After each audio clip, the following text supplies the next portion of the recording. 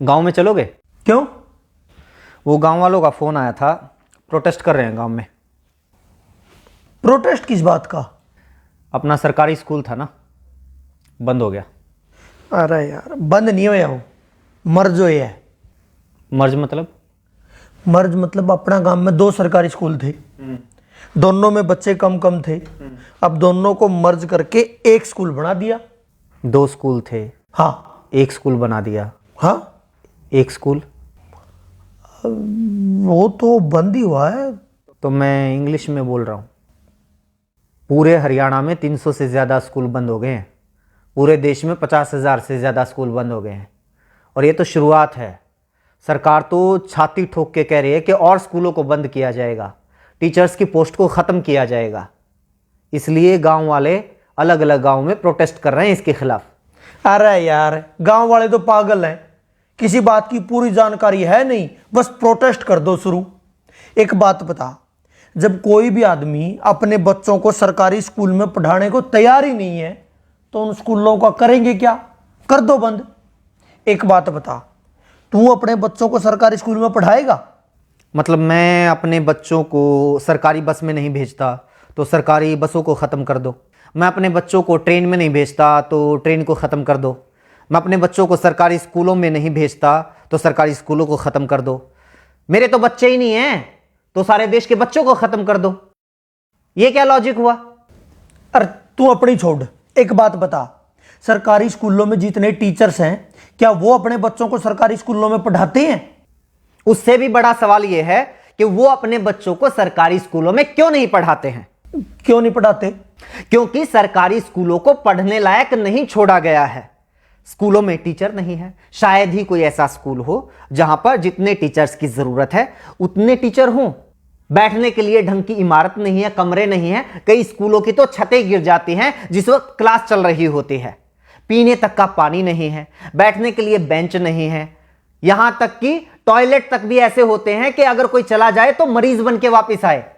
ऐसे स्कूलों में कौन अपने बच्चों को पढ़ाना चाहेगा? अरे यार, ठीक है, सारे स्कूलों में अच्छी व्यवस्था नहीं है, लेकिन बहुत सारे स्कूल ऐसे हैं जिनमें वे सारी व्यवस्थाएं हैं और स्टाफ भी पूरा है। वहां टीचर्स कितना पढ़ाते हैं बताइए? हाँ, सही बात, ये बात सही कही। अपने शहर में भी और बहुत सारे शहरों में, अलग अलग स्टेट में कई स्कूल ऐसे हैं, सरकारी स्कूलों की बात कर रहा हूं मैं, जहां पर स्टाफ पूरा है, ठीक ठाक व्यवस्थाएं हैं, साफ सफाई है, इमारतें वगैरह, बिल्डिंग्स वगैरह अच्छी हैं। उन स्कूलों में जाके देखो। आप टीचर्स की बात करते हो, अधिकारियों के बच्चे भी उन सरकारी स्कूलों में पढ़ते हैं। उन स्कूलों में एडमिशन के लिए सिफारिशें लगती हैं, एडमिशन नहीं हो पाते। कौन नहीं चाहता अपने बच्चों को सरकारी स्कूलों में पढ़ाना? कोई सरकारी स्कूलों को बनाए तो ऐसा जिसमें लोग अपने बच्चों को पढ़ाना चाहें। तो बना लो। जब सरकारी स्कूल के टीचर्स बच्चों को अच्छा पढ़ाएंगे तो सरकारी स्कूल अपने आप अच्छे हो जाएंगे। बता, क्यों नहीं टीचर्स बच्चों को पढ़ाते? मुझे एक बात बता, तू जंगल राज में रह रहा है या एडमिनिस्ट्रेटिव सिस्टम में रह रहा है? मतलब ये जंगल राज में होता है। अपने आप ठीक कर लो, अपने आप हो जाएगा, अपने आप सही हो जाएगा, अपने आप गलत हो जाएगा। शेर की मर्जी, जिसको मर्जी खा जाए, जिसको मर्जी छोड़ दे, उसके मूड के ऊपर है। ये हिरण की कैपेसिटी है, शेर से तेज दौड़ सकता है तो बच जाएगा, नहीं तो उसका शिकार हो जाएगा। ये होता है जंगल राज। एडमिनिस्ट्रेटिव सिस्टम, प्रशासकीय व्यवस्था पता है क्या होती है? जहां पर कोई जवाबदेही होती है, कोई हायरार्की होती है, कहीं चेक एंड बैलेंसेस होते हैं। प्रशासकीय व्यवस्था पता है क्या कहती है? अगर आप टीचर नियुक्त करते हैं या किसी भी महकमे में कोई भी कर्मचारी नियुक्त करते हैं तो वो अपने आप काम नहीं करेगा, उससे काम करवाना पड़ेगा। इसलिए चेक एंड बैलेंसेस होते हैं, जवाबदेही तय की जाती है। टीचर्स को अगर नियुक्त किया गया है तो वो काम नहीं करेंगे या काम करेंगे, ये देखने के लिए हेडमास्टर या प्रिंसिपल को नियुक्त किया जाता है। और सिस्टम ये मानकर चलता है कि वो प्रिंसिपल भी अपनी मर्जी से काम नहीं करेगा, उसके ऊपर भी बीओ की नियुक्ति होगी और वो भी अपनी मर्जी से काम नहीं करेगा। उसकी जवाबदेही तय करने के लिए डीओ की नियुक्ति होगी। डीओ के ऊपर और अधिकारी होगा, उसके ऊपर और अधिकारी होगा, उसके ऊपर शिक्षा मंत्री होगा और उसके ऊपर मुख्यमंत्री होगा। यानी अगर कोई एक टीचर किसी स्कूल में सही से नहीं पढ़ा रहा है तो ये सिर्फ उस टीचर का फेलियर नहीं है, सिर्फ उसकी गलती, उसकी कमी नहीं है, ये पूरे के पूरे सिस्टम की, शिक्षा मंत्री की, मुख्यमंत्री तक की जिम्मेदारी है। ये पूरा का पूरा सिस्टम जब कोलैप्स होता है तब जाकर कोई कर्मचारी अपना काम सही से नहीं करता है। हद है यार, तुम तो ये कह रहे हो कि मतलब हिंदुस्तान के हरियाणा राज्य के जींद जिले के किसी तहसील के किसी गांव के किसी कोने में बने हुए सरकारी स्कूल में एक अध्यापक पढ़ा नहीं रहा तो उसके लिए जिम्मेदार शिक्षा मंत्री, उसके लिए जिम्मेदार मुख्यमंत्री है। उसका काम ही ये है। अगर शिक्षा मंत्री को यह नहीं पता है कि उसके टीचर्स ढंग से काम कर रहे हैं या नहीं कर रहे हैं, उनकी क्या जरूरतें हैं, क्यों अपना काम सही से नहीं कर पा रहे हैं, क्यों उसके स्कूलों से बच्चे कम हो रहे हैं, तो किसकी जिम्मेदारी होनी चाहिए? किस बात का शिक्षा मंत्री है वो? अगर वो अपने स्कूलों को सही से नहीं चला पा रहा है तो उसको हटाओ नौकरी से, किसी और को लगाओ। और क्या बात करते हो, सरकारी स्कूलों के टीचर्स अपना काम नहीं करते? यही सरकार होती है ना, यही सरकारी कर्मचारी होते हैं जब इन लोगों की ड्यूटी लगा दी जाती है कि जाके पता करो गांव में कितने लोग खुले में शौच करने के लिए जाते हैं। सुबह 4 बजे 5 बजे उठ के बाहर कौन पोटी करने के लिए जा रहा है, उनकी गिनती यही टीचर्स करते हैं। कभी परिवार पहचान पत्र बनाने में ड्यूटी लगा दी जाती है, कभी कावड़ियों की सेवा में लगा दी जाती है, कभी मेले और मंडियों में ड्यूटी लगा दी जाती है, और उन टीचर से यही सरकार काम लेती है। वो काम तो बड़े अच्छे से कर देते हैं टीचर्स। पता है क्यों? क्योंकि सरकार टीचर से वो काम करवाना चाहती है, शिद्दत से करवाना चाहती है, इसलिए वो काम करवा लेती है। लेकिन यही सरकार नहीं चाहती कि ये टीचर्स स्कूलों में पढ़ाएं। इसलिए मैं भी मानता हूं बहुत सारे टीचर्स अपना काम ईमानदारी से नहीं करते होंगे, क्योंकि उनको पता है कोई चेक एंड बैलेंस नहीं है, कोई जवाबदेही नहीं है, और सरकार खुद नहीं चाहती कि सरकारी स्कूलों में पढ़ाई हो, ताकि बच्चे धीरे धीरे स्कूलों से अपना नाम कटवा कर प्राइवेट स्कूलों में चले जाएं, फिर स्टूडेंट्स की संख्या कम हो जाए और सरकार को बहाना मिल जाए, बच्चे तो आ ही नहीं रहे, स्कूल बंद कर दो। ये ज्ञान देने वाले बहुत मिलेंगे। टीचर्स पढ़ाना शुरू कर दो तो स्कूल अपने आप अच्छे हो जाएंगे। लोग रिश्वत लेना बंद कर दो तो अपने आप करप्शन खत्म हो जाएगा। लोग साफ सफाई रखने लग जाएं तो अपने आप स्वच्छता हो जाएगी। लोग प्रदूषण फैलाना बंद कर दें तो अपने आप पर्यावरण अच्छा हो जाएगा। एडमिनिस्ट्रेटिव सिस्टम में लोग अपने आप नहीं करते, सिस्टम तय करता है कि आपको क्या करना है। देश चला रहे हो, यह सत्संग भवन नहीं चल रहा है यहां पे। चल ठीक है, ये जो पढ़ा रहे हैं या नहीं पढ़ा रहे, सैलरी पता है उनकी कितनी है? 70,000, 80,000।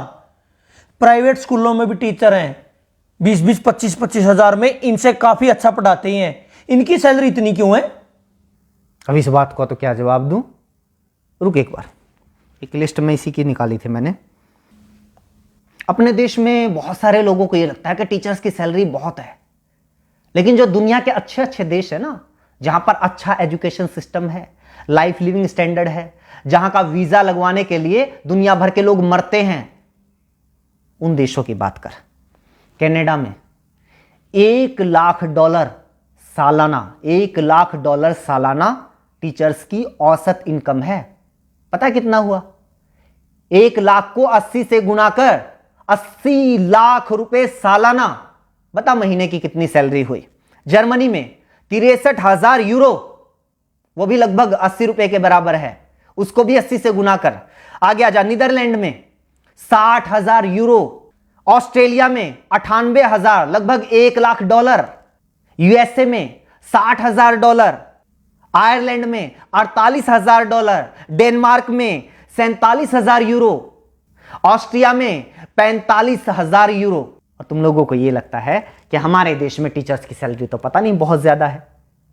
प्राइवेट स्कूलों में तो 20,000 में पढ़ा रहे हैं। जब सरकारी स्कूल वालों की 20,000 रुपए सैलरी कर दोगे ना, तो फिर 10,000 वाले आएंगे, वो कहेंगे कि हम 10,000 में पढ़ाने के लिए तैयार हैं। और जब 10,000 सैलरी कर दोगे तो 5,000 वाले आएंगे, और जब 5,000 कर दोगे तो 500 रुपए वाले आएंगे कि हम 500 रुपए में पढ़ाने के लिए तैयार हैं। और जब 500 कर दोगे तो वो लोग भी आएंगे कि जी बस 2 टाइम की रोटी दे देना, हम तो उसी में पढ़ा लेंगे। और जब वो भी कर दोगे तो वो भी आएंगे कि रोटी की भी जरूरत नहीं है, सिर छुपाने के लिए बस छत दे देना तो हम पढ़ा लेंगे। कितना नीचे जाओगे? बनना तो अमेरिका कनाडा है, लेकिन नीतियां तुम्हें सोमालिया जैसी चाहिए। इसीलिए तो हमारे देश के जो अच्छे वैज्ञानिक हैं वो मौका मिलते ही विदेश में कट लेते हैं। अच्छे इंजीनियर विदेश में चले जाते हैं और अच्छे पढ़ाने वाले भी विदेश में चले जाते हैं। दुनिया का ढंग का ऐसा कोई विकसित देश उठाकर देख लो, वहां पर शिक्षा मुफ्त होगी या फिर बहुत थोड़ा बहुत खर्च करके कोई भी अपने बच्चों को अच्छी शिक्षा दे सकता है। स्वास्थ्य सेवाएं मुफ्त होंगी या फिर थोड़े बहुत खर्चे पर कोई भी अपना इलाज करवा सकता है। हाँ, ये आई बात, मुफ्त स्वास्थ्य सेवाएं मुफ्त, शिक्षा मुफ्त, ट्रांसपोर्ट मुफ्त। ये जो मुफ्त की रेवड़ियों वाला सिस्टम है ना, यही गलत है। क्यों दे भाई मुफ्त? एक तो ये बात गलती से मुझसे ही निकल गई, फ्री। फ्री क्या होता है? तो सरकार को टैक्स देता है, हाँ 28% तक जीएसटी देता है, दूध दही तक के ऊपर भी टैक्स है, पानी तक के ऊपर टैक्स है, कहीं इनकम टैक्स, कहीं प्रॉपर्टी टैक्स, कहीं जुर्माना है, कहीं टोल टैक्स, गाड़ी लो तो टैक्स, सुई लो तो टैक्स, हवाई जहाज लो तो टैक्स, 50 तरह के टैक्स देता है। पैदा होने वाले बच्चे से लेकर मरने वाले आदमी तक इस देश में हर कोई टैक्स देता है। एक भिखारी से लेकर अडानी अंबानी तक इस देश में हर कोई टैक्स देता है। लेकिन बदले में सरकार क्या देती है? अगर बदले में सरकार हमारे बच्चे को एजुकेशन तक नहीं दे पाती, बदले में सरकार हमारे बच्चे को हेल्थ सर्विसेज तक नहीं दे पाती, तो किस बात का टैक्स भाई? बात पता है क्या है? आज तो तुम लोगों की थोड़ी बहुत औकात हो गई है कि भाई 5-10 हजार रुपये महीने के तो अपने चिंटू मिंटू को पढ़ाने के लिए हम दे ही सकते हैं, इसलिए क्या करना है सरकारी स्कूलों का, करो बंद। अपने चिंटू मिंटू की चिंता है, लेकिन वो जो मनरेगा के मजदूर हैं वो कहां से लेके आएंगे भाई 5-5, 10-10 हजार रुपये महीने की फीस? उनके बच्चे कहां पढ़ेंगे? मजदूरों के बच्चे, गरीब किसानों के बच्चे, उन लोगों के बच्चे कहां पढ़ेंगे जो लोग दिन में 100 रुपए कमा के लेके आते हैं और 80 रुपए का पौवा पी के सो जाते हैं बीवी को पीट के? वो बच्चे कहां जाएंगे? अगर ऐसी ही सोच कुछ साल पहले और लोगों की होती तो ना तो किसी मल्लाह के बेटे को अब्दुल कलाम देश के राष्ट्रपति बनना था और ना ही किसी चाय बेचने वाले के बेटे को प्रधानमंत्री बनना था। जाके पढ़ लो इन लोगों का इतिहास, जीवनियां। कौन से सेंट जोसेफ कॉन्वेंट स्कूल में पढ़े थे, इन्हीं सरकारी स्कूलों में पढ़ के इतने बड़े लोग बने हैं ये। और कॉन्वेंट स्कूलों में अपने बच्चों को पढ़ाकर चौड़ा होने वालों, याद रखना कुछ सालों के बाद अपने इन्हीं चिंटू मिंटू का नाम सरकारी कॉलेज, सरकारी यूनिवर्सिटी, सरकारी आईआईटी, सरकारी आईएएम, एनआईटी, सरकारी संस्थानों की लिस्ट में ढूंढते हुए मिलोगे। तब तो नहीं कहोगे कि ना हम तो अपने बच्चों को सरकारी यूनिवर्सिटी में नहीं पढ़ाएंगे, सरकारी कॉलेज में नहीं पढ़ाएंगे, हमें तो डीयू में एडमिशन नहीं चाहिए, पीयू में एडमिशन नहीं चाहिए, एमडीयू में केयू में एडमिशन नहीं चाहिए। तब भी पढ़ा लेना अपने बच्चों को प्राइवेट कॉलेज में या फिर प्राइवेट यूनिवर्सिटी में। पता है क्यों? क्योंकि प्राइवेट यूनिवर्सिटी से डिग्री करने वालों को तो मानते भी नहीं लोग कि ये सही डिग्री होगी, क्या पता फर्जी हो। ये रुतबा है आज भी सरकारी संस्थानों का, और कुछ साल पहले तक सरकारी स्कूलों का भी यही रुतबा था। लेकिन धीरे धीरे धीरे धीरे हालात ऐसे कर दिए कि आज सरकारी स्कूलों को बंद करने की मांग वो लोग कर रहे हैं जो खुद सरकारी स्कूलों में पढ़कर यहां तक पहुंचे हैं। मेरा ऊपर क्यों गर्म हो रहा है? मैं तो ये कह रहा हूं कि मतलब सारा सिस्टम ही खराब है। हाँ तो सिस्टम को सुधारो ना। ये क्या बात हुई? सरकारी स्कूलों को बंद कर दो, सरकारी अस्पतालों को बंद कर दो, सरकारी बस सेवा को बंद कर दो, सरकारी रेलवे को बंद कर दो। भाई ये सारी चीजें अगर सरकारी बंद हो जाएंगी, ये सारी चीजें प्राइवेट हो जाएंगी, तो फिर सरकार क्यों सरकारी होनी चाहिए? 20,000 रुपए में शिक्षा मंत्री भी मिल जाएगा, 25,000 रुपए मुख्यमंत्री भी मिल जाएगा। असल में तो फ्री में मिल जाएगा, असल में तो उल्टा मुख्यमंत्री शिक्षा मंत्री बनने के लिए पैसे देने वाले लोग मिल जाएंगे। इनको भी ले आओ प्राइवेट। सिस्टम को सुधारने की बात करो ना, टीचर्स को दोष देके नहीं नहीं बंद करो, इनकी ज्यादा सैलरी है। वैसे जितना इनका काम है ना, इनके लिए तो 10,000 भी ज्यादा है।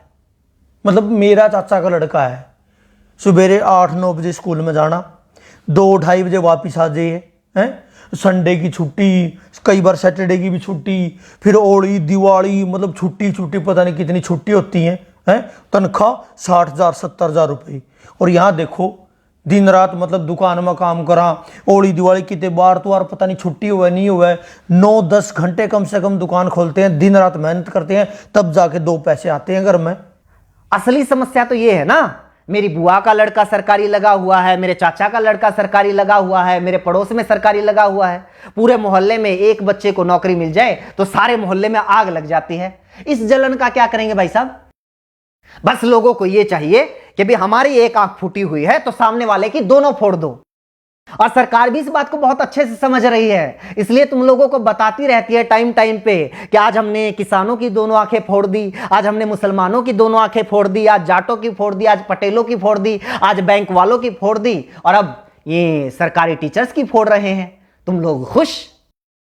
लेकिन नागरिक तो उस दिन बनोगे ना, व्यवस्था तो उस दिन सुधरेगी ना, देश तो उस दिन आगे बढ़ेगा ना, जब खड़े होके कहोगे कि जी सामने वाले की जो दोनों आंखें हैं वो सलामत रहनी चाहिए और मेरी एक आंख फूटी हुई है उसका इलाज करवाओ। तब पता चलेगा सरकार क्या करती है।